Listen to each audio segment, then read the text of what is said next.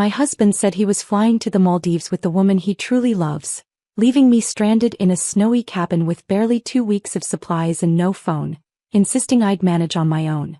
As his car disappeared down the road, I simply smiled. He had no clue what awaited him at the airport. "You'll survive. You always do. That's your problem. Actually, you're a survivor." Forrest said it like an insult.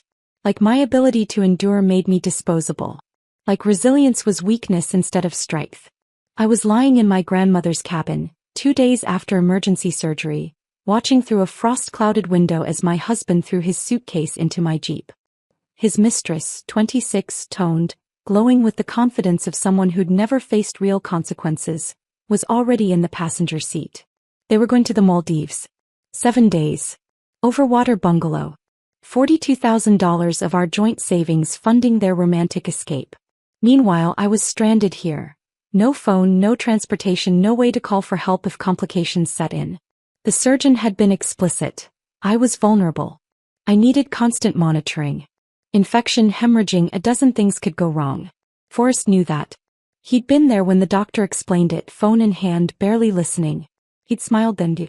The same smile he was wearing now as he climbed into the driver's seat. He rolled down the window, leaned out. "Oh, and Brooke? I changed the locks on the apartment this morning. Just so you know. Wouldn't want you wasting energy trying to get in when you finally make it back to civilization." He laughed. Actually laughed. I stood at the window, one hand pressed against the surgical incision, the other braced against the wall for support. Every breath was agony. Every heartbeat a reminder that I should be in a hospital, not abandoned in the mountains. But I wasn't crying. Wasn't collapsing. Wasn't breaking the way Forrest expected.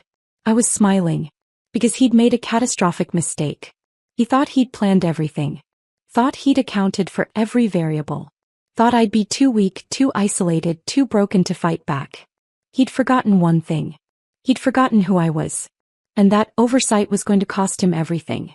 The Jeep's taillights disappeared around the bend where the pine trees grew thick enough to block the sky. I watched until there was nothing left but tire tracks in the snow and the faint smell of exhaust hanging in the cold mountain air. My legs were shaking. The walk from the bed to the window, maybe 15 feet, had taken everything I had. The incision pulled with each breath, a reminder that my body had been opened, gutted, fundamentally altered just 48 hours ago. Emergency hysterectomy. That's what the surgeon had called it when I'd woken up in recovery, groggy and disoriented, Forrest nowhere to be seen. I'd been hemorrhaging at home. Massive blood loss. The kind where minutes matter. Forrest had driven me to the ER with his jaw clenched tight, hands gripping the steering wheel like he was angry at me, at the inconvenience of my medical emergency interrupting whatever he'd been doing that afternoon. The surgeon had been a tall woman with gray-streaked hair and eyes that had seen too much. She'd explained everything while Forrest stood in the corner of my hospital room, scrolling his phone with the focus of someone reading something far more important than his wife's medical crisis. I'd watched her eyes flick from him to me, watched her mouth tighten almost imperceptibly. Recognition. The universal signal women give each other when they see what's really happening beneath the surface. "Complete bedrest for 2 weeks minimum," she'd said, directing her words at me but watching Forrest. "No stairs. No lifting anything heavier than a water bottle. You'll need constant monitoring for fever, excessive bleeding, signs of infection. You'll be extremely vulnerable during recovery." That word. Vulnerable.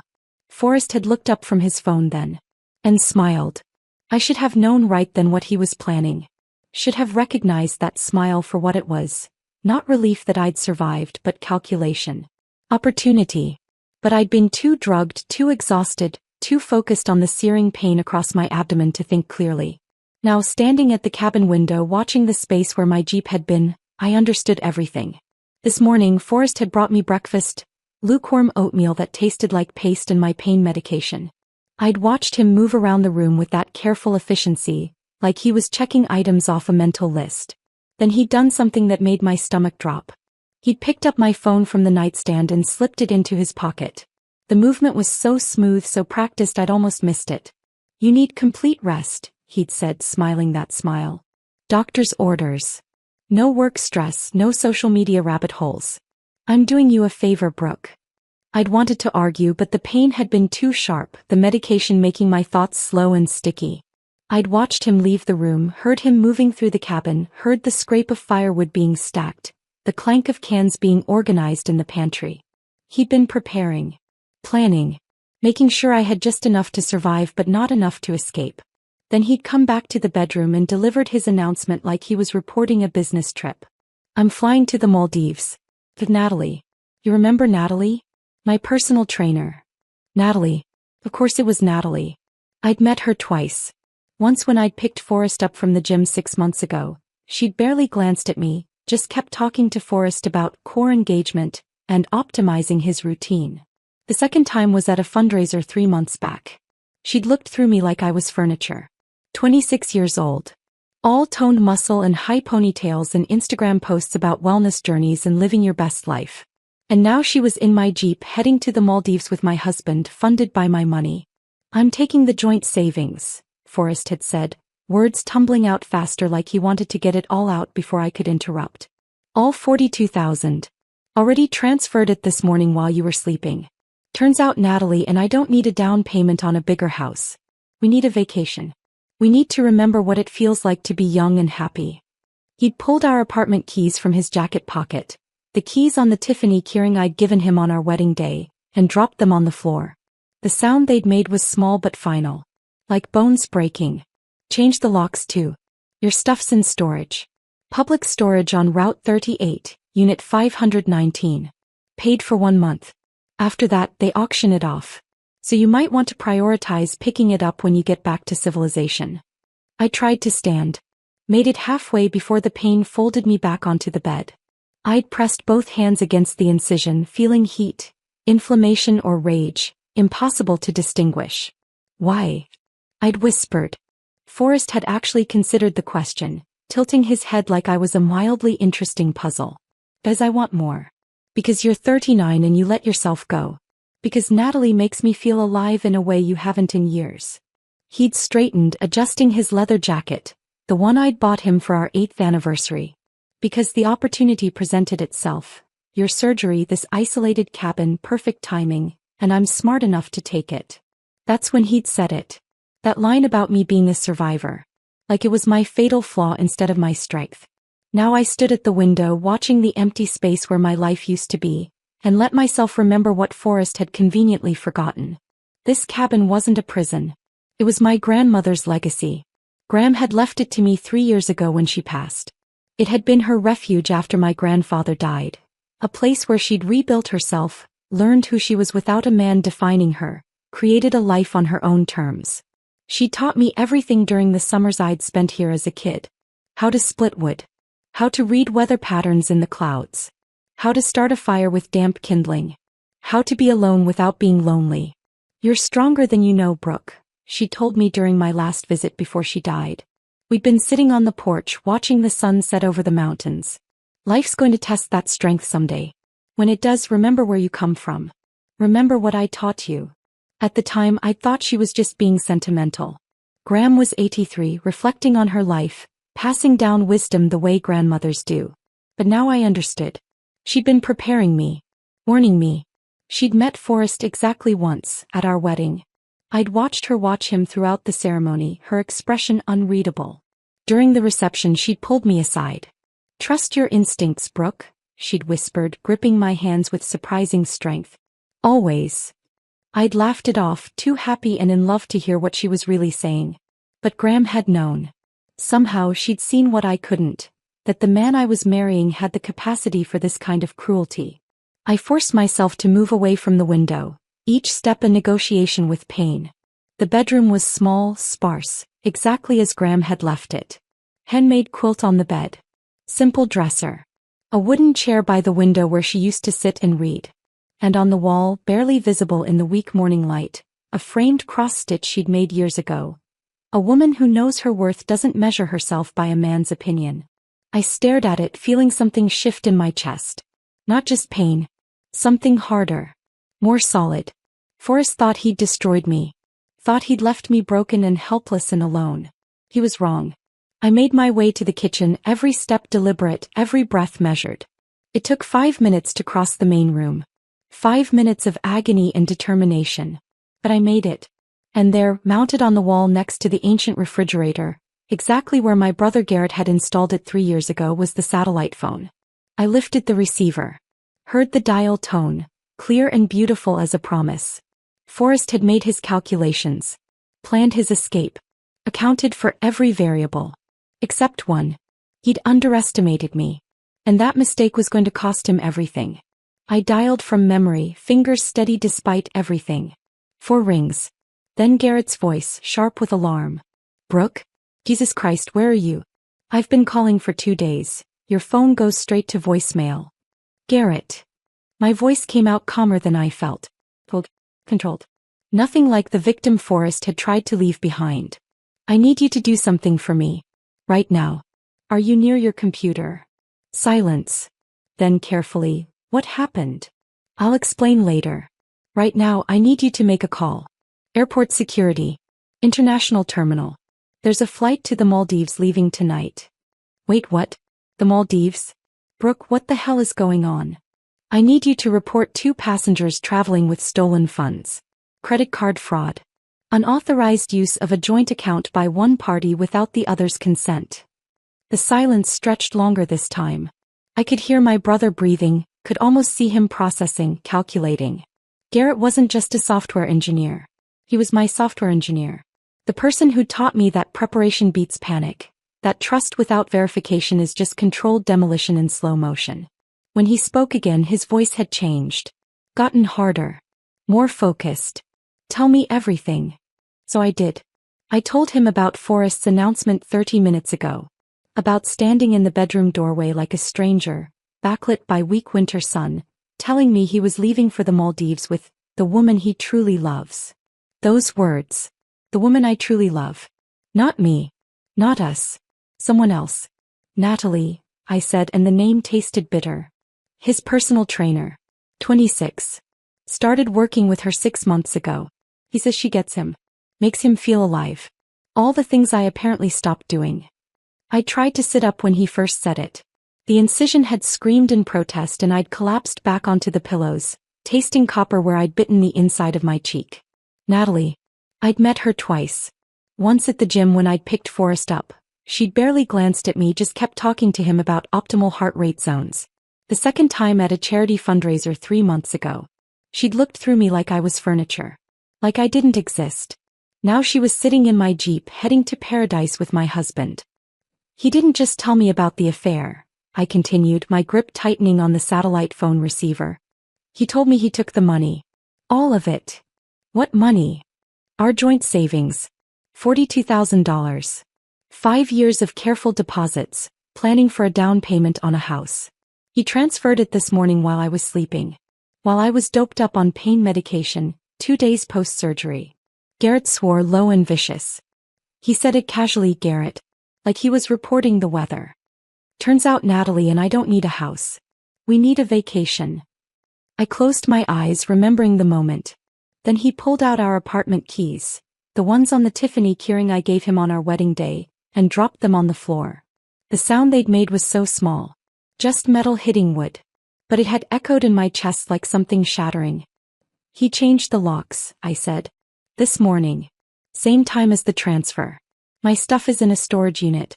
Public storage on Route 38, Unit 519. He paid for 1 month. After that, they auction it off. That son of a... He thought of everything. Planned every detail. And he told me now, when I'm helpless. When I can barely stand. When I have no phone and no way to call for help if something goes wrong. The cruelty of it was what stayed with me. The precision. This wasn't a spontaneous decision made in the heat of passion. This was calculated. He'd used my medical vulnerability as an opportunity. I remembered standing up just barely, pain tearing through me like wildfire. I'd pressed both hands against the incision, feeling heat, inflammation or rage, impossible to separate. Why? I'd whispered. Forrest had actually considered the question. Tilted his head like I was a mildly interesting puzzle. Because I want more. Because you're 39 and you let yourself go. Because Natalie makes me feel young. She's exciting. He gestured vaguely at me, lying there in my grandmother's old nightgown, surgical bandages visible through the thin fabric. You're not. He hadn't been yelling. Hadn't been angry. Just calm. Rational. Like he was explaining a business decision that made perfect sense. You'll survive, he'd said, adjusting his leather jacket, the one I'd bought him. You always do. That's your superpower, Brooke.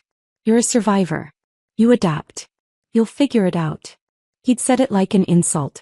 Like my resilience made me disposable. Then he'd walked away.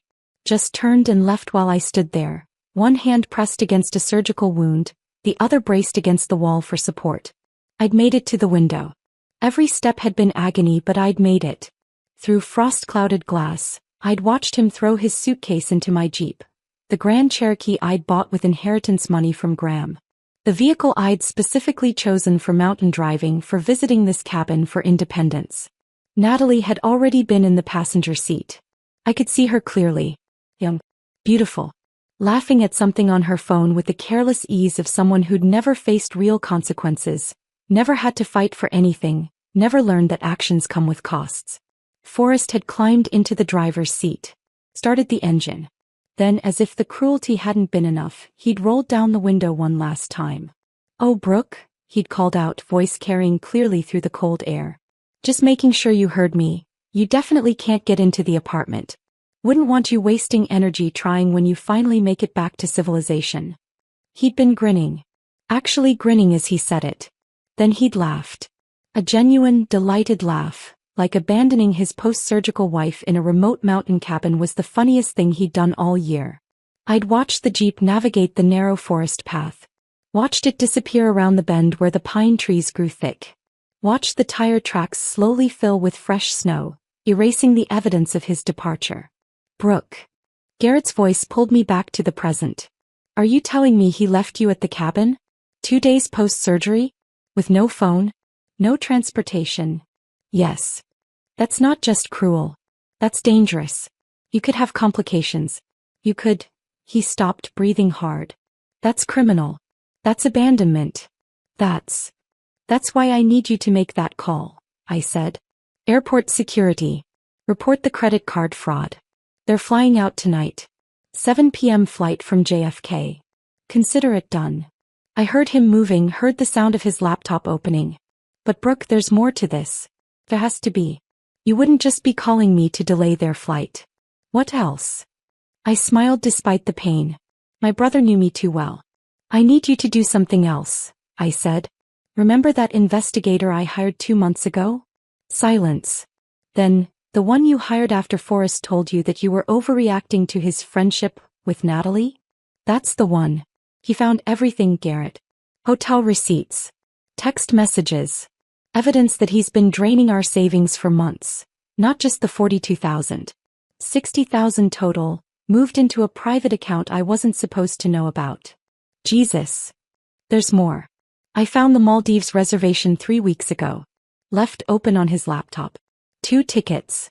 7 days. Aquatica Resort. Overwater bungalow. Booked under Forrest and Natalie Callahan." Garrett was quiet, waiting. "What Forrest doesn't know," I continued, "is that I called the resort the next day. Added a 3rd guest to the reservation." "You didn't." "I did. Told them my brother would be joining us. They were happy to accommodate. I sent you a separate confirmation. You never got it because I sent it to your old email address. The one you only check for spam and random stuff. But it's valid. Your name is on that reservation, Garrett. You have just as much right to that bungalow as they do." My brother laughed. A sharp, fierce sound that made me feel less alone. "You want me to crash their romantic vacation. I want you to deliver something. The investigator's file. Everything we have. Photos. Receipts. Text messages where Forrest called me the obstacle, and Natalie called me the old wife. Evidence of systematic financial abuse. I want them to understand exactly what they're losing." "I'm already packing," Garrett said, and I could hear the grin in his voice.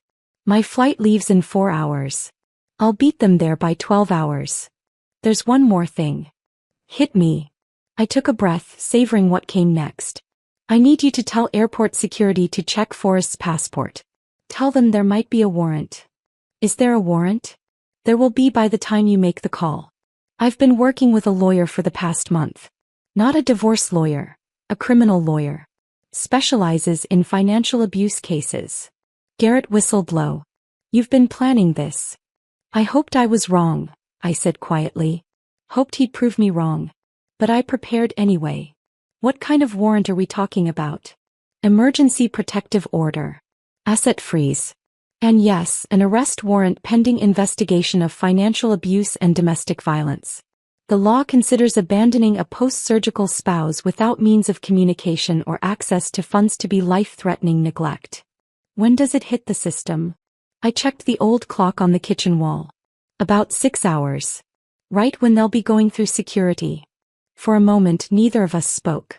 Then Garrett's voice came through, rough with emotion. You're brilliant. You know that. I'm tired, I said honestly. But I'm not broken. No, he agreed. You're definitely not broken. After we hung up, I stood in the kitchen, receiver still in my hand, feeling something settle in my chest. Not quite peace. Not yet. But something close. Forrest had called me a survivor like it was my weakness. He was about to learn it was my greatest strength. I hung up the satellite phone and stood there in the kitchen, my hands still resting on the receiver, feeling the weight of what I'd just set in motion. The dial tone had gone silent, but my heart was still racing. Not from fear but from something sharper. Clarity. Purpose. The kitchen was cold. I'd let the wood stove burn down while I was on the phone with Garrett, too focused on laying out the plan to notice the temperature dropping. Now I felt it. The kind of cold that seeps into your bones, makes your fingers ache, reminds you that survival requires attention to details. I moved to the stove, opened the iron door, and fed in 2 logs from the stack Forrest had so carefully prepared. The irony wasn't lost on me. He'd stocked firewood thinking he was ensuring my survival just long enough to make his escape clean. What he'd actually done was give me the resources to stay comfortable while I dismantled his life piece by piece. The logs caught quickly, flames licking up around the dry bark. I watched them burn, feeling the heat start to radiate outward, and thought about timing. 6 hours until the warrant hit the system. Forrest and Natalie would be at JFK by now, probably checking in, maybe grabbing overpriced airport food and champagne, celebrating their brilliant escape. Forrest would be relaxed, confident, certain he'd planned everything perfectly. He had no idea what was waiting for him at the security checkpoint. I made my way back to the bedroom, each step still in negotiation with pain, and lowered myself carefully onto the bed. The incision pulled tight, a reminder that my body was still healing, still vulnerable in the ways the surgeon had warned about. But vulnerability wasn't weakness. I was learning that now. I reached for the drawer in the nightstand, Graham's old nightstand, the one she'd used for decades. Inside was her journal, the leather cover worn soft with age and handling. I'd found it 2 years ago while cleaning out the cabin after she passed, had read it cover to cover in one sitting, crying through most of it. Graham's marriage hadn't been what I'd thought. The stories I'd heard growing up, about my grandfather being a good man, a provider, a pillar of the community, were sanitized versions. The truth, written in Graham's careful handwriting, was darker. He'd been controlling, dismissive, unfaithful. He'd made her feel small, insignificant, like she existed only to serve his needs and maintain his image. She'd stayed for 30 years because that's what women did in her generation. You stayed. You endured. You smiled for the neighbors and pretended everything was fine. But after he died, she'd bought this cabin and built a different life. One on her own terms. I wasted decades trying to change him, she'd written in an entry from 15 years ago. I should have spent that time becoming who I was meant to be. There was another entry dated a year before she died. I'm leaving the cabin to Brooke. She has my spine even if she doesn't know it yet. She'll need it someday. I just hope she uses it sooner than I did. I closed the journal, feeling tears burn behind my eyes. She'd known. Somehow she'd seen it coming, not the specifics maybe but the shape of it. The pattern. My phone, Forrest's phone now, the one he'd stolen this morning, would have been buzzing with concerned messages by now if anyone knew where I was. But nobody did. I told my 2 closest friends I was taking time off to recover from surgery. Told them I needed quiet, needed space, would reach out when I was ready. Forrest had isolated me so carefully. So thoroughly. He'd probably thought that was another brilliant move. Make sure nobody would check on me for at least a week, maybe 2. What he hadn't counted on was Garrett. My brother and I had always been close, even after he moved across the country for work 3 years ago. We texted almost daily. Called once a week minimum. When I'd gone radio silent for 2 days, he'd known something was wrong. That's why he'd been calling. Why his voice had been sharp with alarm when he answered the satellite phone. Garrett had installed that phone after Graham died, during one of his visits to help me sort through her things. "You're up here alone sometimes," he'd said, mounting it on the kitchen wall. "What if there's an emergency? What if you get hurt?" I'd protested that it was overkill, that I had my cell phone, that I'd be fine. "Humor me," he'd insisted. "Besides, Graham would want it. She'd want to know you could always call for help." Forrest had been with me on that trip. He'd stood in the corner of the kitchen, arms crossed, watching Garrett work with barely concealed irritation. "This place doesn't even have reliable electricity and you're installing a satellite phone?" he'd said, voice dripping with disdain. "That's a waste of money." Garrett had looked at him, really looked at him, and something had passed between them. Some kind of masculine challenge I hadn't fully understood at the time. "Brooke's safety isn't a waste of money," Garrett had said quietly.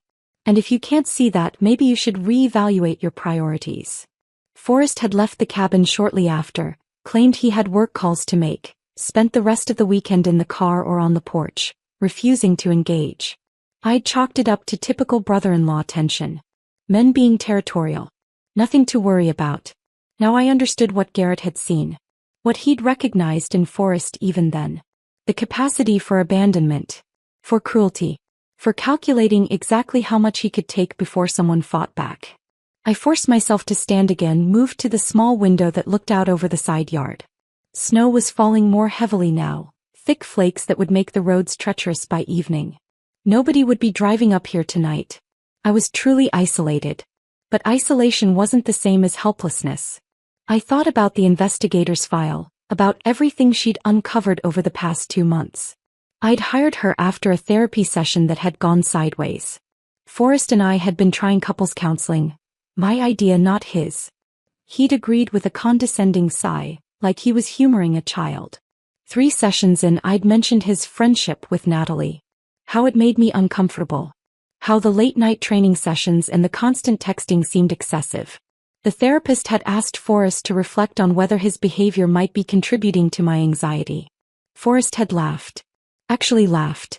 "Brooke's always been insecure. She sees threats where there aren't any. I'm just trying to stay healthy. If she can't handle me having a female friend, that's her issue to work through." The therapist had nodded thoughtfully, made some notes, and I'd felt my stomach drop. He was buying it. Buying his version of reality where I was the problem, I was the insecure wife, I was the one who needed to change. After that session, I'd stopped talking about Natalie in therapy.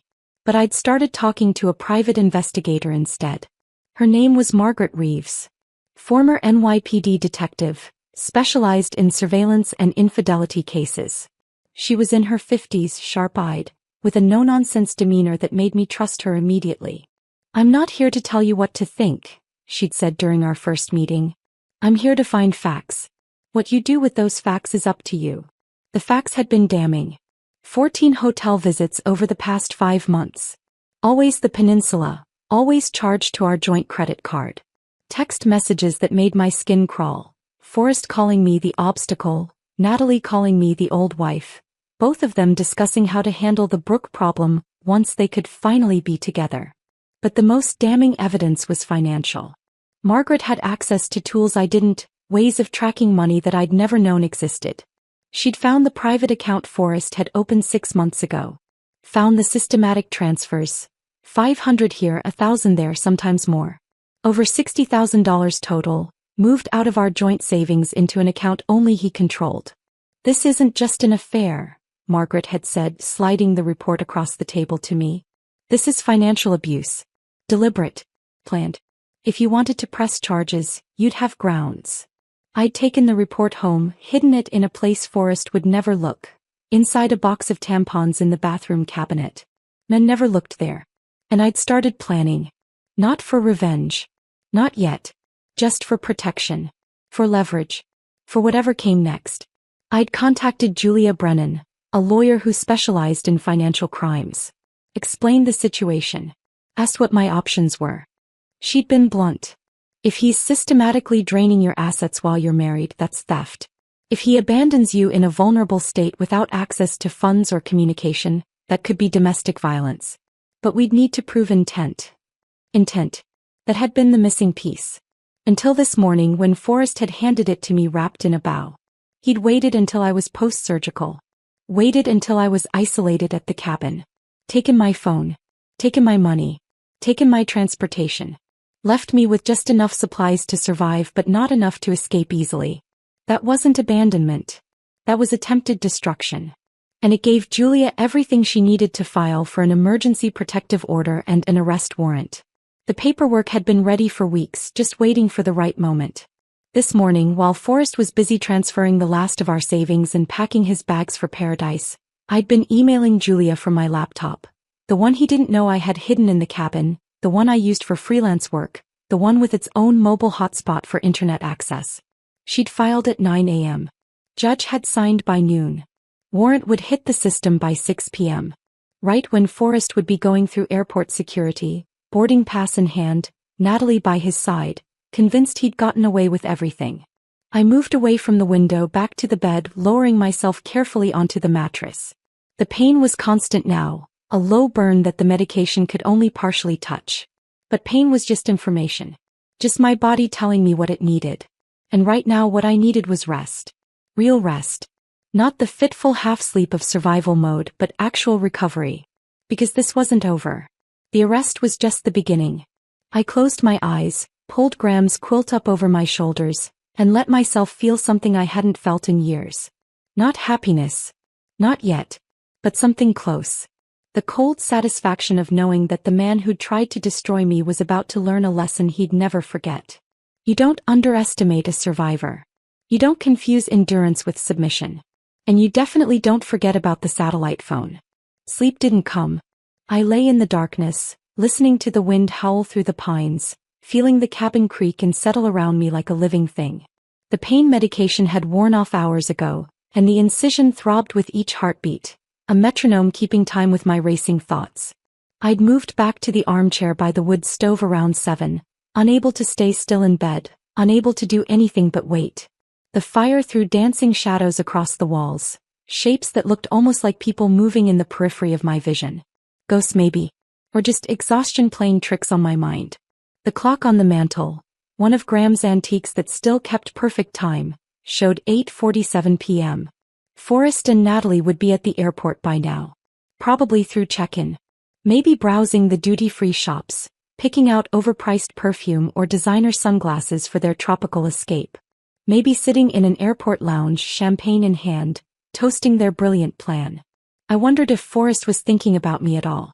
If any part of him felt guilt or hesitation. If he'd looked back as he drove away even once. Probably not. The man who could abandon his wife 2 days post-surgery wasn't the kind of man who suffered from conscience. I fed another log into the stove, watching sparks spiral up the chimney like tiny desperate stars. My hands were shaking, not from cold but from something deeper. Adrenaline that had nowhere to go. Anticipation that felt like a physical weight pressing down on my chest. The waiting was its own kind of torture. I forced myself to move to the kitchen to heat soup on the propane stove. Chicken noodle from a can, the kind Graham always kept stocked because it was cheap and lasted forever. I ate standing up, mechanical bites that tasted like nothing, but my body needed fuel. The surgeon had been clear about that. Nutrition was crucial for healing. As I ate, my mind kept drifting back over the past 6 months, playing them like a film reel I couldn't stop. The signs had been there. I just refused to see them. Forrest working late more often, coming home after I was already asleep, smelling like unfamiliar soap. His sudden obsession with fitness. Not just going to the gym but hiring a personal trainer, meal prepping, talking constantly about optimizing his body and investing in his health. I'd thought it was a midlife crisis. He was 37, maybe feeling the years creeping up, trying to recapture youth. I'd actually encouraged it. Told him I was proud of him for taking care of himself. God, I'd been so blind. Then there were the phone habits. The way he'd angle the screen away when notifications came in. The way he'd step into another room to take calls. The way he'd started keeping his phone face down on surfaces, like the mere sight of incoming messages was classified information. When I'd asked about it, casually, not accusatory, he'd made me feel crazy. You're being paranoid, he'd said, shaking his head like I was a child having an irrational tantrum. I'm allowed to have privacy. We don't have to share everything. And the touching had stopped. Not all at once but gradually. Like someone turning down a dimmer switch over months. The casual kisses goodbye became perfunctory pecks. The hand-holding stopped. Intimacy became scheduled, obligatory, something he endured rather than initiated. I'd suggested date nights. Couples therapy. A weekend getaway. Forrest had looked at me like I was proposing we climb Everest naked. We don't need therapy. We're fine. You're just overthinking everything like you always do. That phrase. Like you always do. Like my instincts were character flaws. Like noticing problems was the problem. I tried to believe him. Tried to convince myself that this was normal, that all marriages went through phases, that I just needed to be more patient, more understanding, less demanding, less emotional, less present. But something in my gut kept screaming that I was watching my marriage die in slow motion. That's when I'd set up the cloud backup sync on our phones. Told Forrest it was for convenience, for sharing photos, for making sure we didn't lose important information. He'd barely paid attention, just nodded and went back to his phone. He'd handed me the surveillance tool without even realizing it. For months I didn't use it. Didn't look. Told myself that if I trusted him, if I just gave him space, things would get better. Then came the therapy session. The one where he'd laughed when I mentioned Natalie. The one where he'd made me sound unhinged in front of a professional whose job was to evaluate our marriage. That night I'd opened the cloud backup. Started reading. The messages between Forrest and Natalie went back 8 months. Hundreds of texts. Photos I had to close immediately because seeing them felt like being flayed alive. Plans. Promises. An entire relationship happening in the margins of mine. She's getting suspicious, Forrest had texted one night in April. Just keep her calm until we can make a clean break, Natalie had replied. After the house closes, we'll have enough for the Maldives trip. Then I'll tell her. But they hadn't waited for the house to close. They'd found another opportunity. My emergency surgery. Perfect timing. Forrest had texted Natalie from the hospital waiting room while I was in the operating theater. She'll be out of commission for weeks. We can leave while she's at the cabin. By the time she figures out what's happening, we'll be gone. I'd read that message 3 times before my brain could process what I was seeing. He'd seen my medical crisis as an opportunity. That's when I'd stopped feeling guilty about spying. That's when I'd called Margaret, the investigator. That's when I'd started building a case instead of just collecting evidence of my own heartbreak. The clock showed 9:03 p.m. Any minute now. Any minute, Garrett would call and I'd know if everything I'd set in motion had worked. Or if Forrest and Natalie were boarding a plane to paradise while I sat alone in a freezing cabin, abandoned and betrayed and helpless. No, not helpless. I'd never been helpless. I'd been prepared. There was a difference. The satellite phone rang at 9:17 p.m. I moved faster than I should have, pain lancing through my abdomen, but I didn't care. I grabbed the receiver on the 3rd ring, nearly dropping it. Garrett. They pulled him aside. His voice was tight with barely controlled excitement. Both of them. Airport security. About an hour ago. I sank against the wall, legs suddenly unable to support my weight. Tell me everything. Homeland Security flagged them at the security checkpoint. Fraud alert on the credit card, the one they were using for the tickets. They got escorted to a private screening room. Forrest tried to talk his way out of it, apparently. Played the outraged innocent citizen card. Natalie just looked scared. And the warrant? Hit the system 23 minutes ago. I have a contact in TSA, called in a favor to get real-time updates. Brooke, they're reviewing it right now. Homeland Security doesn't mess around with this stuff. Domestic abusers trying to flee the country with stolen funds? They take it seriously. My hand was pressed against the incision, feeling my pulse hammer beneath surgical tape and healing tissue. Are they going to arrest him? Yes. Garrett's voice was certain. Thought. They're going to arrest him. Both of them probably. He's looking at financial abuse, domestic violence through abandonment, possibly elder abuse depending on how the prosecutor wants to frame it. I'm not elderly. The absurdity of the statement made me almost laugh. No, but you're a vulnerable adult. Post-surgical, isolated, denied access to funds and communication. The law doesn't look kindly on that. He paused. Brooke, they're not getting on that plane. Their Maldives vacation is over before it started.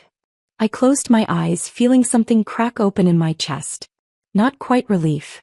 Something more complex. He called me a survivor like it was an insult, I said quietly. He was right about one thing: you are a survivor. He was just wrong about what that means. He thought it meant I'd accept anything, endure anything, that I'd just adapt. Instead, you fought back. Garrett's voice carried something like pride. You didn't just survive, Brooke. You won. I stood there in the kitchen, satellite phone pressed to my ear, feeling the weight of the past 6 months. The suspicion, the investigation, the preparation finally pay off. Forrest had confused my endurance with weakness. Had mistaken my patience for submission. Had assumed that because I'd stayed, because I'd tried, because I'd loved him, that I would accept anything he chose to do. He'd been wrong. And now he was learning exactly how wrong. What happens next? I asked. They'll process him. Arraignment within 24 hours. He'll probably make bail, but with travel restrictions. Passport gets flagged. And Brooke? The asset freeze is already in effect. Every account with his name on it is locked pending investigation. Including the private account. The one with $60,000 he'd thought was his escape fund. Thank you, I said, and the words felt inadequate for what Garrett had done. What he'd helped me do. That's what family does, he said simply. Now get some rest. Real rest. You're safe. He can't hurt you anymore. After we hung up, I stood in the kitchen for a long moment, just breathing. The cabin was silent except for wind and fire. I was alone. But I wasn't abandoned. I was free. I stood in the kitchen after Garrett's call, the satellite phone still warm in my hand, and felt the adrenaline that had been holding me upright suddenly drain away. My legs went weak. I caught myself against the counter, breathing hard, feeling the incision pull tight across my abdomen. Free. He'd said I was free. But freedom felt like collapsing, not flying. I made my way back to the bedroom, each step slower than the last, and lowered myself onto the bed with a careful precision that had become automatic. The mattress creaked beneath me. Graham's old mattress, the one she'd slept on for 30 years. The one that had probably witnessed her own long nights of reckoning after my grandfather died. I pulled the quilt up to my chin, but I couldn't get warm. Couldn't get comfortable. Couldn't stop my mind from spinning. The clock on the nightstand showed 10:34 p.m. Sleep didn't come. I lay there in the darkness, staring at the water-stained ceiling, counting the same imperfections I'd counted that morning. 7 irregularities in the plaster. 3 that looked like countries on a map. 1 that looked like a bird in flight. The wind picked up outside, howling through the pines with a sound like something alive and angry. The cabin creaked and settled, wood expanding and contracting in the cold, making sounds that were probably normal but felt ominous in the dark. Every creak was Forrest coming back. Every gust of wind was the Jeep returning up the mountain road. My rational mind knew he was in custody at JFK, that he couldn't hurt me, that I was safe. But my body didn't believe it. My body was still in survival mode, hypervigilant, waiting for the next attack. Around midnight, I noticed I was shivering. Not from cold, exactly, the blankets were piled thick, but from something internal. I pressed my hand to my forehead and felt heat radiating from my skin. Fever. The surgeon's warnings echoed in my head. Watch for fever. It's one of the first signs of infection. Anything over 100.4, you need immediate medical attention. I didn't have a thermometer. Didn't have any way to know if this was 99 degrees or 103. Just knew I was hot and cold at the same time, shaking under blankets that felt both too heavy and insufficient. I should be in a hospital. Should have someone monitoring my vitals, checking the surgical site, making sure my body was healing instead of turning against itself. But I was alone in a cabin 200 miles from the nearest emergency room, because Forrest had decided abandoning me here was convenient for his escape plan. The rage came back then, hot and sharp, cutting through the fever fog. You'll survive. You always do. He'd said it like my resilience was a character flaw. Like the fact that I could endure meant I deserved to suffer. Like being strong enough to survive gave him permission to destroy me. But resilience wasn't passive acceptance. Resilience was choosing to fight back when someone expected you to break. I'd fought back. And now he was the one in custody, the one facing consequences, the one whose perfect plan had crumbled at an airport security checkpoint. The thought warmed me more than the blankets did. I must have dozed eventually because the next thing I knew the clock showed 2:17 a.m. and I was soaked in sweat. The fever had spiked and broken, leaving me clammy and weak but more clear-headed. I forced myself out of bed, every movement deliberate and careful, and made my way to the bathroom. My reflection in the mirror was startling. Hollow-eyed. Hair matted to my skull with sweat and 3 days of not washing it properly. I looked like someone recovering from serious illness. Which I supposed I was.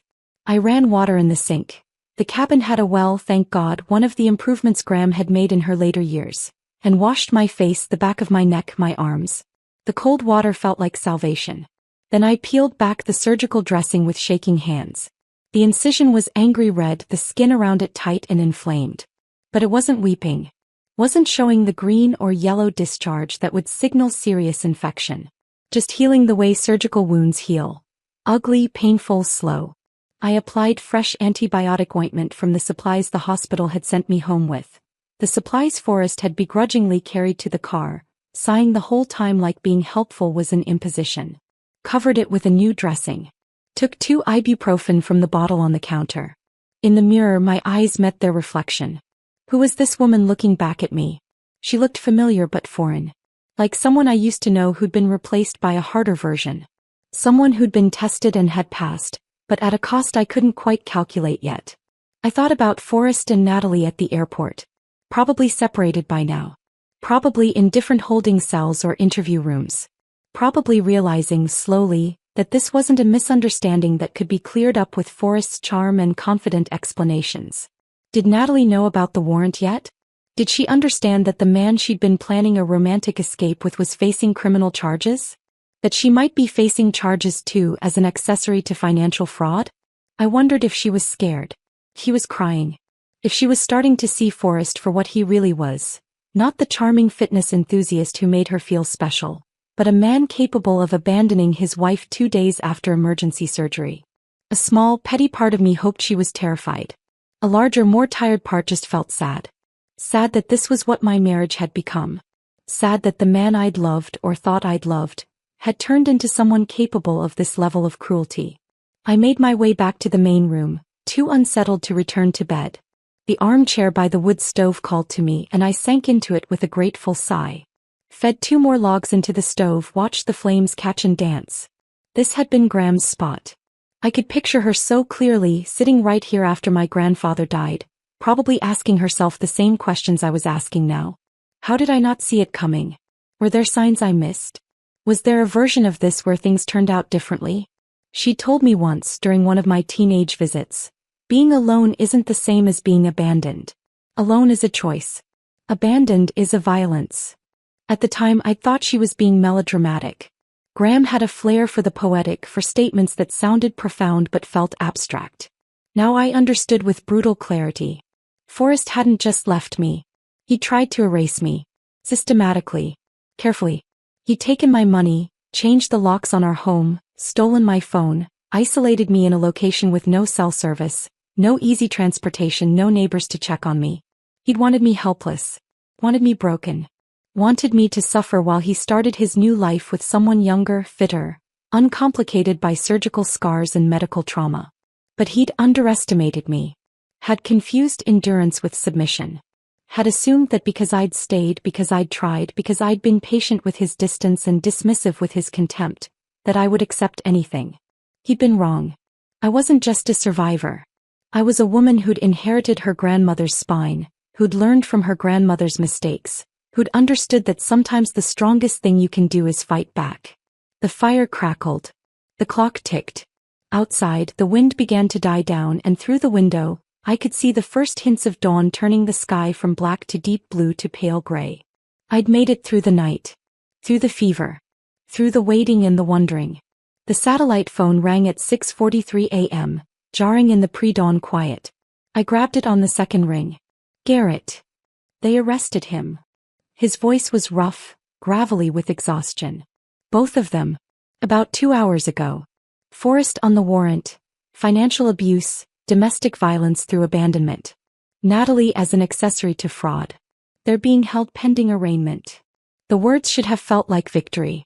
Should have flooded me with relief or satisfaction or vindication. is that I felt empty. Hollowed out. Like I'd been fighting so hard for so long that now that the fight was over, I didn't know what to do with my hands. Brooke? You still there? Yeah. I'm here. Are you okay? I looked around the cabin, the wood stove glowing, the shadows retreating as dawn light filtered through the windows, Graham's quilt still on the bed, her journal on the nightstand. No, I said honestly. But I will be. Garrett was quiet for a moment. I could hear him breathing, could imagine him in his apartment across the country, phone pressed to his ear, worried about his little sister. I'm flying to you, he said finally. First flight I can get. I'll be there by tonight. You shouldn't be alone right now. I'm not alone, I told him, and I meant it. I had myself. The version of myself that Graham had raised. The version that knew how to split wood and read weather patterns and survive in isolation. The version that understood the difference between being alone and being abandoned. The version that knew how to fight back. I have myself, I said. And right now that's enough. After we hung up, I sat in the armchair watching the sun rise over the mountains, feeling the cabin warm as light filled the space. Forrest was in custody. The money was frozen. The apartment locks could be changed back. I'd won. So why did victory feel so much like grief? The question hung in the air long after I set down the satellite phone. Why did victory feel so much like grief?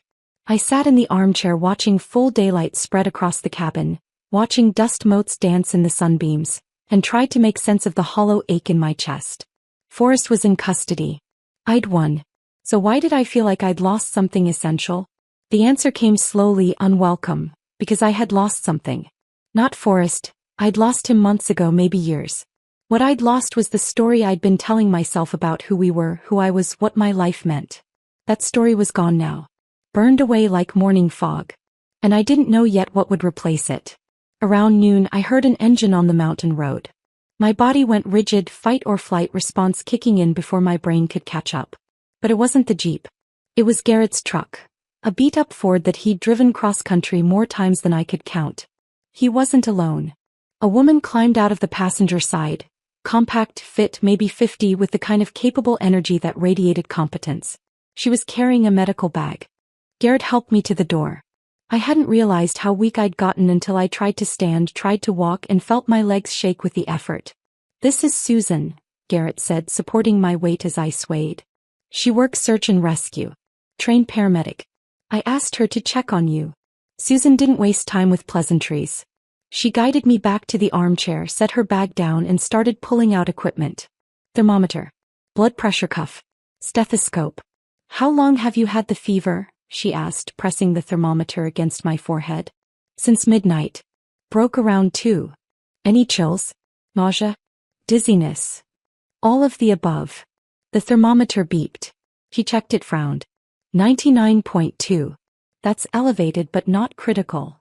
She wrapped the blood pressure cuff around my arm, pumped it tight. When was your surgery? 4 days ago. Emergency hysterectomy. Her eyes met mine and I saw recognition there. Not just medical recognition. Something deeper. And you've been here alone since when? 2 days. She didn't say anything, just finished taking my blood pressure, checked the reading, made a note on her phone. Then she looked at Garrett. She needs a hospital. The incision is healing, but she's at risk for complications. She needs 4 antibiotics and professional monitoring. I'm fine, I started to say, but Susan cut me off with a look. You're not fine. You're recovering from major abdominal surgery in a remote cabin with no medical support. You developed a fever. You're weak, dehydrated, and if that incision gets infected, you could go septic. She softened slightly. I get it. You wanted to be alone. But alone and endangered are different things. I was too tired to argue. They bundled me into Garrett's truck. Susan in back with me, monitoring my vitals, Garrett driving with the careful focus of someone transporting something fragile. The 2-hour drive back to town felt longer, every bump in the road sending jolts of pain through my abdomen. But I was grateful. Grateful I didn't have to be strong anymore. Grateful I could let someone else make decisions for a few hours. The hospital loomed ahead. All concrete and glass and fluorescent lighting. The same hospital where I'd had the surgery. The same emergency entrance where Forrest had dropped me off 4 days ago with barely concealed impatience. Susan stayed with me through triage, through the intake process, through the transfer to a room. Professional courtesy, maybe, or just human kindness. I couldn't tell the difference anymore. The surgeon appeared within an hour. The same tall woman with gray-streaked hair who'd operated on me. Her expression when she saw me was complicated. Concern. Bigger. Something that looked like recognition. "Where's your husband?" she asked, and the question was weighted. "Arrested," I said. "JFK Airport. Last night." Her eyebrows rose, but she didn't look surprised. "Tell me." So I did. All of it. The abandonment. The stolen money. The changed locks. The deliberate isolation while I was recovering from surgery she'd performed. When I finished, she was quiet for a long moment. Then, "I've seen this before. Men who view their wives' medical crises as opportunities rather than emergencies. I saw it in his face when I was explaining your recovery needs. I'm sorry I didn't say something then. You couldn't have known. I knew enough." She examined the incision with careful hands, checked my chart, made notes. "I'm admitting you for 3 days. For antibiotics. Close monitoring. You're healing, but you're borderline for infection. Another day or 2 alone in that cabin and we might be looking at sepsis. 3 days feels excessive. 3 days is necessary." Her tone left no room for argument. "Also, you'll meet with our social worker. Standard procedure for cases like this. Cases like this.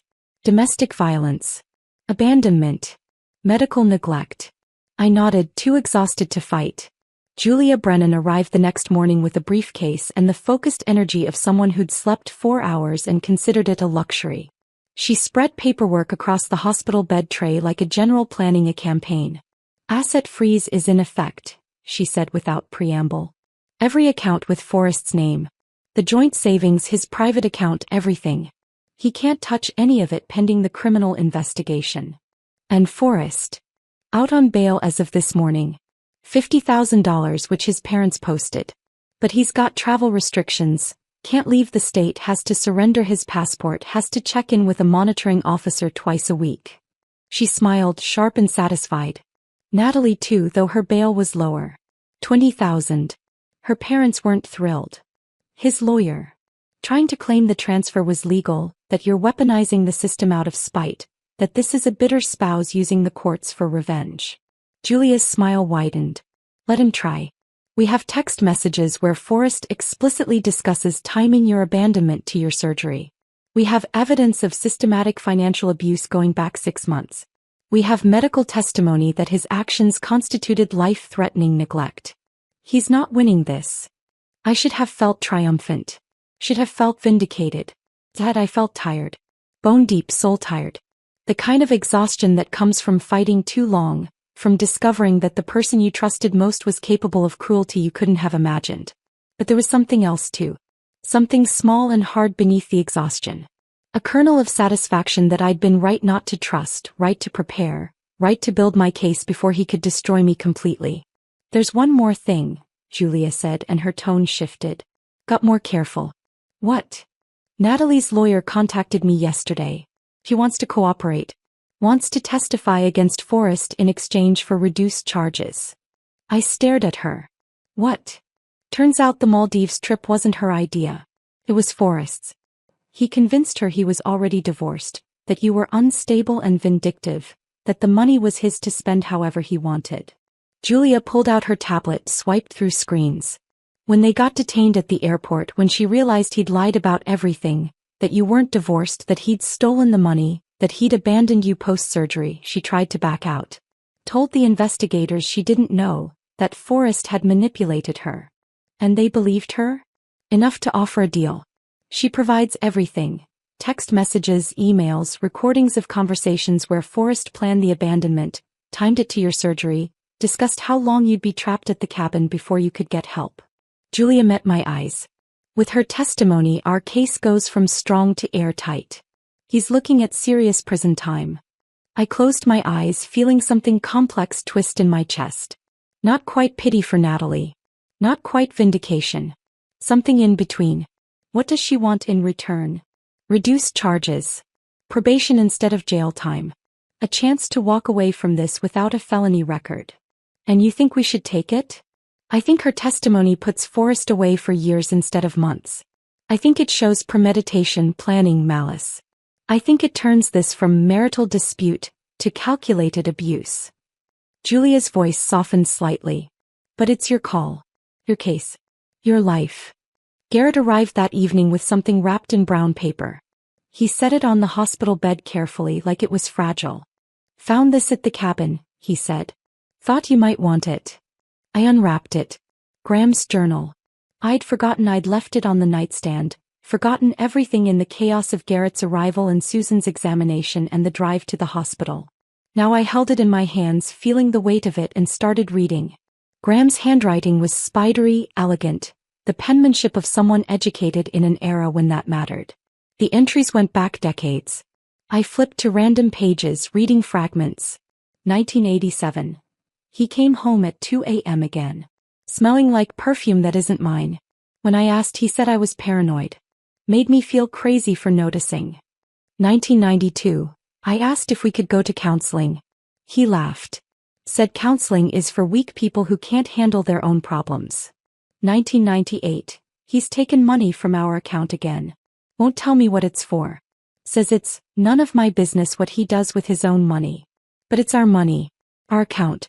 Our life he's spending. The patterns were so familiar they made my chest ache. I flipped to the end, to entries from the year before Graham died. I wasted decades trying to change him. Should have spent that time becoming who I was meant to be. Should have left. Should have fought back. But I was scared. Scared of being alone. Scared of what people would say. Scared I couldn't survive without him. And then a few pages later, Brooke came to visit today. Brought that man she's going to marry. Forrest. I watched him all day. The way he talks over her. The way he dismisses her ideas. The way he checks his phone when she's speaking. I see it so clearly. The pattern. The beginning of what I lived through. I wanted to warn her. Wanted to grab her shoulders and shake her and say run. But she's in love. She wouldn't hear it. So instead I'm leaving her the cabin. She has my spine even if she doesn't know it yet. She'll need it someday. I just hope she uses it sooner than I did. I closed the journal, tears burning hot behind my eyes. She'd known. Graham had seen it from the beginning. Had recognized Forrest for what he was. And she'd left me the tools to survive him. The cabin, the lesson of her life, the spine she'd finally found too late to save herself. But not too late to save me. I held Graham's journal against my chest that night in the hospital, feeling the weight of her words settle into my bones like calcium-strengthening fractures. She'd known. She'd seen the pattern. She tried to warn me in the only way she could, by leaving me the tools to save myself. The next morning, Julia arrived with coffee and a manila folder thick with documents. Forrest's lawyer called, she said, setting the coffee on my hospital tray. They want to mediate. Settle before trial. When? 2 weeks. That gives you time to recover, time to get your strength back. She pulled a chair close to the bed. You don't have to do this. We can proceed to trial. But mediation gives you control. Gives you a chance to face him on your terms. I thought about it. Thought about sitting across a table from Forrest. Thought about looking him in the eyes while he tried to explain away what he'd done. I want to do it, I said. Julia smiled. I was hoping you'd say that. The 2 weeks passed in a blur of recovery and preparation. The antibiotics worked. The fever stayed gone. My body slowly remembered how to heal itself. Garrett stayed with me, sleeping on the pull-out couch in the hospital room the first few nights, then taking me back to his apartment once I was discharged. His place was small but comfortable. One bedroom that he insisted I take while he camped out in the living room. You're recovering from surgery, he said when I protested. I'm sleeping on a couch. It's not a debate. Julia came by every few days with updates. Forrest was staying with his parents in their house upstate. Natalie had moved back to her studio apartment, wasn't talking to anyone, had apparently quit her job at the gym. The criminal case was moving forward. Trial date set for 3 months out. Unless we settle in mediation, Julia reminded me. Which is what Forrest wants. He doesn't want this going to trial. Doesn't want it becoming public record. Good, I said. Let him be scared. The courthouse was downtown, all granite columns and marble floors and the kind of institutional coldness that made you feel small. Julia met me on the steps, briefcase in hand, wearing a suit that probably cost more than my monthly rent used to. "Ready?" she asked. I nodded, even though ready felt like the wrong word. I was here. That would have to be enough. The mediation room was small. Conference table, 6 chairs, windows overlooking a parking lot. Forrest was already seated when we entered, his lawyer beside him. He looked different. Thinner. His expensive haircut had grown out, losing its shape, making him look younger and somehow diminished. He was wearing a button-down shirt I didn't recognize, khakis that were wrinkled like he'd slept in them. He wouldn't meet my eyes. His lawyer stood, extended a hand to Julia. "Michael Patterson. Thank you for agreeing to this." Julia shook his hand with professional courtesy. "Julia Brennan." We sat.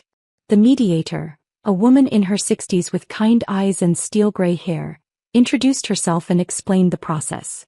Voluntary. Confidential. The goal was resolution both parties could live with. Michael spoke first, sliding a document across the table. "We're prepared to offer a settlement. Mr. Callahan will return the $42,000 in full. He agrees to the divorce with a 50-50 split of remaining marital assets. He'll vacate the apartment within 30 days, allowing Ms. Hawthorne to resume residence." Julia picked up the document, scanned it, showed it to me. No admission of wrongdoing. No acknowledgement of what he'd done. Just money and logistics, like our marriage was a business deal gone bad. I looked at Julia. She looked at me, letting me decide. I leaned forward, finally meeting Forrest's eyes. "No." His gaze skittered away, then came back, uncertain. "No," I repeated. "You don't get to buy your way out of this with money and clean paperwork. You don't get to walk away pretending you did nothing wrong." Michael started to speak, but I kept going, eyes locked on Forrest now. "You called me a survivor like it was an insult. Like my ability to endure made me disposable. Like being strong enough to keep going gave you permission to destroy me." My voice was steady. "Come. Nothing like the trembling mess I'd been 2 weeks ago. But you were wrong. I didn't just survive what you did. I planned for it. I saw it coming. And I made sure you'd face consequences." Forrest's face flushed red. "You're vindictive," he said, and his voice cracked slightly. "You're punishing me because I fell in love with someone else. Because I wanted more. Because you—" "I'm punishing you," I interrupted, my voice cutting clean through his excuses. "Because you abandoned me 2 days after emergency surgery. Because you stole money from our joint account. Because you took my phone, changed the locks, and left me isolated in a cabin with no way to call for help if I hemorrhaged or got infected or needed emergency care. This isn't about love, Forrest. This is about you being a coward." The room went silent. Even Michael looked uncomfortable. "You called yourself smart," I continued. "Said you were smart enough to take the opportunity. But you weren't smart. You were cruel. There's a difference." "I gave you 9 years," Forrest said, and now there was desperation in his voice. 9 years of my life. You got boring, Brooke. You got old. You stopped trying. I wanted more. I deserved more." "Then you should have divorced me," I said. "Like an adult. Like a decent human being. You should have said, 'This isn't working, I want out,' and we could have separated like rational people. Instead you stole from me. You lied to me. You used my medical crisis as cover for abandonment. You left me to suffer because it was convenient for your escape plan." I leaned back, feeling Julia's presence beside me like reinforcement. "There's no version of this where you're the victim." Forrest opened his mouth, closed it, opened it again. No words came. Julia slid a document across the table. "Our counteroffer. Full return of all stolen funds. The $42,000 plus the additional $18,000 we can prove was transferred prior to the Maldives trip. Plus damages for emotional distress and medical complications resulting from abandonment.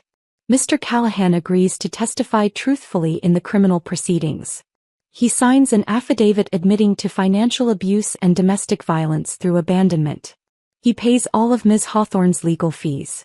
And he vacates the apartment within 7 days, not 30. Michael picked up the document, scanned it, his expression darkening with each paragraph. "This is excessive. You're asking him to admit to crimes he hasn't been convicted of." "He committed those crimes," Julia said simply. "We have evidence. We have testimony from his accomplice. We have his own text messages planning the abandonment. The criminal trial will prove everything in that affidavit. We're just asking him to be honest about what he did." This is vindictive, Michael said. This is justice, Julia corrected. Take it or go to trial. Your choice. Michael looked at Forrest. Forrest looked at the document, then at me, then at the table. Can we have a moment? Michael asked. The mediator nodded. They stepped out into the hallway, leaving Julia and me alone in the conference room. You did good, Julia said quietly. You didn't let him make you small. My hands were shaking slightly. Adrenaline. Fury. Something that felt like grief and vindication tangled together. When they returned, Forrest's expression was defeated. Hollow. I'll sign, he said. Michael produced the documents. One by one, Forrest signed. Each signature an admission, each page a piece of justice I'd fought for, prepared for, survived for. When it was done, he looked at me one last time. I didn't mean for it to go this way, he said, and he almost sounded sincere. Almost. You meant for me to suffer, I said quietly. You just didn't mean for me to fight back. He flinched like I'd slapped him. Sid walked to the door without another word, Michael trailing behind him with the signed documents. The door closed. Julia started gathering paperwork, sliding copies into her briefcase with efficient movements. How do you feel? She asked. I sat there in the conference room looking at the empty chair where Forrest had been, trying to identify what I felt. Not triumphant.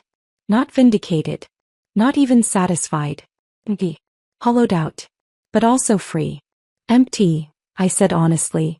But also free. Julia nodded like she understood. That's normal. You spent months fighting. Now the fight's over and you don't know what to do with your hands. What comes next? He pays. You move back into the apartment. The divorce finalizes in about 6 weeks. The criminal case proceeds. Though with his signed affidavit, he'll probably take a plea deal. Probation, maybe some community service, permanent record. And then you rebuild. She smiled. You're 39. You have your whole life ahead of you. You get to decide what it looks like now. Outside the courthouse, Garrett was waiting on the steps, hands in his jacket pockets, looking worried until he saw my face. How'd it go? He asked. I handed him the signed settlement agreement. He read it, eyebrows rising with each paragraph, then let out a low whistle. You got everything, he said. Not everything, I corrected. I didn't get an apology. Didn't get him to admit he was wrong, that he regretted it, that he understood what he'd done to me. You got him to admit what he did, Garrett pointed out. That's more than most people get. We walked to his car. He drove me back to his apartment in comfortable silence, letting me process, letting me sit with whatever I was feeling. My phone buzzed halfway there. Text from an unknown number. I opened it. I'm sorry. I didn't know. No signature. But I knew who it was from. Natalie. I stared at the message for a long moment, feeling something complicated twist in my chest. Bigger. Pity. Exhaustion. Then I deleted it. Some apologies come too late. Some bridges burn too thoroughly to rebuild. And some people don't deserve the energy it would take to forgive them. I put my phone away and watched the city pass by the window, feeling lighter than I had in months. I'd faced him. I'd told him the truth. And I'd walked away. That was enough. The phrase echoed in my head for weeks after the mediation. In Garrett's apartment, sleeping in his bedroom while he camped on the couch. In physical therapy sessions where I relearned how to move without favoring the surgical site. In the quiet moments before sleep when my mind would replay the confrontation, Forrest's face, the signatures on the settlement documents. That was enough. But was it? The divorce finalized 6 weeks later. I wasn't required to attend. Just signatures, paperwork, legal dissolution of 9 years reduced to a judge's stamp and a court filing number. Julia called me with the news. It's done, she said. You're officially single. I'd expected to feel something. Relief, sadness, liberation. Dad, I just felt tired. The money came back in increments. The $42,000 first, then the additional $18,000 from the earlier transfers, then the damages Julia had fought for. By the time everything cleared, there was nearly $70,000 in my account. More than I'd had before Forrest started draining it. I stared at the balance on my phone, feeling disconnected from the number. It was just money. It didn't undo what had happened. Didn't erase the betrayal or the fear or the nights I'd spent alone in that cabin wondering if I'd survive. But it gave me options. And options felt like freedom. The criminal case ended with a plea deal just like Julia predicted. Forrest pleaded guilty to financial abuse and domestic violence through abandonment. 2 years probation. Community service. Permanent restraining order. And a criminal record that would follow him forever. He'll never work in finance again, Julia told me. Background checks will flag the conviction. He's done. I should have felt satisfied. Should have felt vindicated. Mostly I felt empty. 3 months after the mediation I went back to the cabin. Not to hide. Not to escape. But because I needed to see it again. Needed to stand in the place where Forrest had tried to break me and prove to myself that I'd survived. Garrett drove me up, insisted on staying the first few days, made sure I could handle being there alone. The cabin looked exactly the same. Wood stove. Graham's furniture. The water stain on the ceiling that looked like a map of nowhere. But I was different. I walked through the rooms touching surfaces, remembering. The kitchen where I'd called Garrett on the satellite phone. The bedroom where I'd watched Forrest drive away. The window where I'd stood and smiled because I knew something he didn't. You okay? Garrett asked, watching me with concern. Yeah, I said and meant it. I'm okay. I used some of the settlement money to renovate. New windows that actually sealed properly. Updated kitchen with a real stove and a refrigerator that didn't sound like it was dying.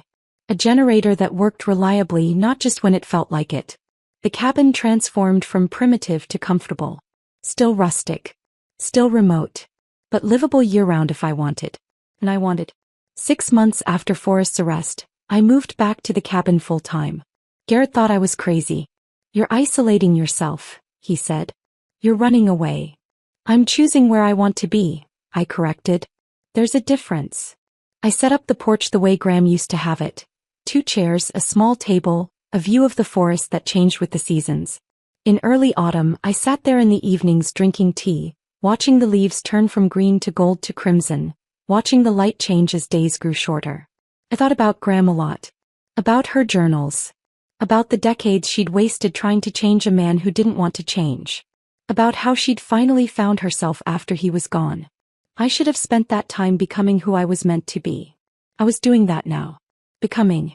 Not running away but running toward something. Toward myself. Garrett visited every few weeks, his truck rumbling up the mountain road with groceries and news from the outside world. He told me Forrest had moved. Texas apparently. Working some low-level job in retail. Living with roommates. The criminal record had destroyed his career prospects. Good, I said and meant it. He also told me about Natalie. She'd moved to California trying to start over. She'd sent a longer apology letter through Julia. Pages explaining how Forrest had manipulated her, lied to her, made her believe I was unstable and vindictive. I'd read it once. Then filed it away in a drawer I rarely opened. I didn't forgive her. But I understood. Understood how easy it is to believe someone when they're charming and confident and telling you exactly what you want to hear. Are you lonely up here? Garrett asked one evening, the two of us sitting on the porch watching the sun set. No, I said. I'm alone. But not lonely. There's a difference. He looked at me for a long moment, then nodded. He seemed lighter. Like something heavy finally let go. He was right. Something had let go.